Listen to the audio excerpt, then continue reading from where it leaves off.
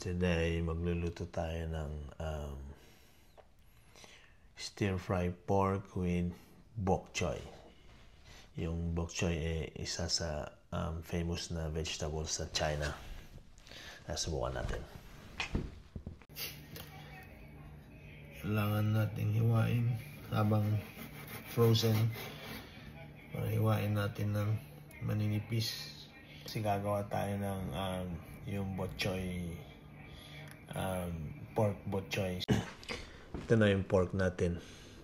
Hiniwa ko siya nung matigas pa yung karne.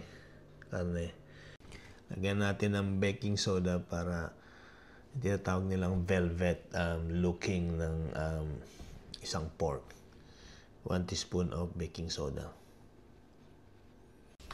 Konting asin. Salt. Just malinis na yung kamay ko kaya ihaluin na natin. Mix well. Ano siya? Medyo makintab-kintab na. Pwede na natin siyang i-rest. Pwede din to pag gusto magluto ng vegetable na yung bok choy nga.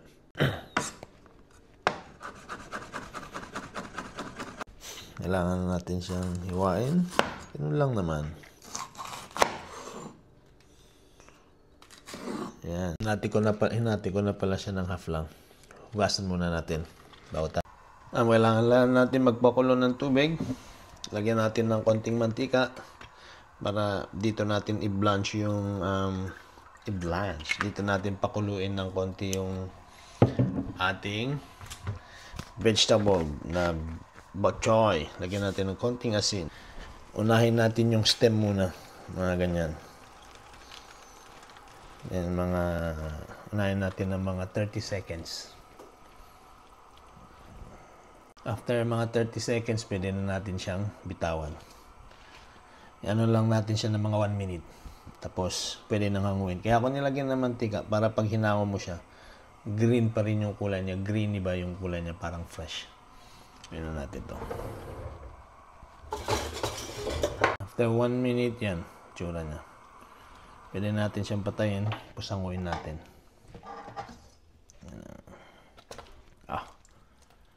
Mainit ba? Mainit.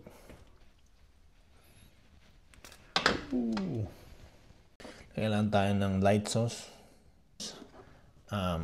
Oyster sauce. Konting cooking wine. Sugar. Haluin lang natin. Ano siya? Luto time. Poop, poop. Ito na yung minarinade natin kanina na karne with baking soda. Tayo lang natin medyo light gold sila lahat. Saka natin alisin. Ano natin yung susunod.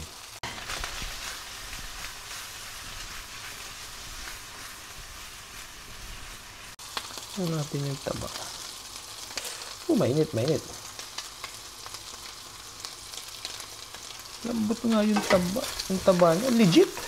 Legit nga. Same pan tayo. Konti lang kasi may mantika na yan.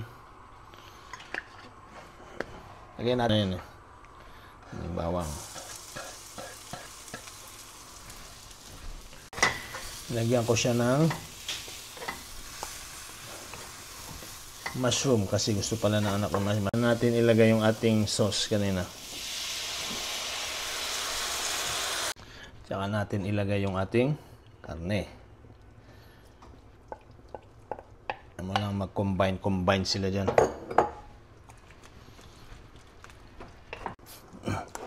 Tikman nga natin. Mainit pero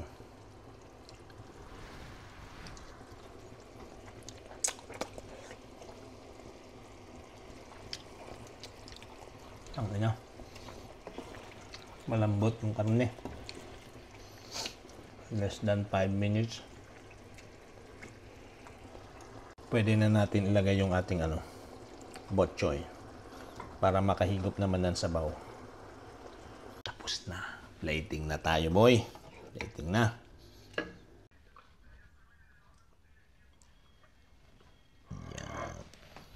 Tikim muna tayo ng aking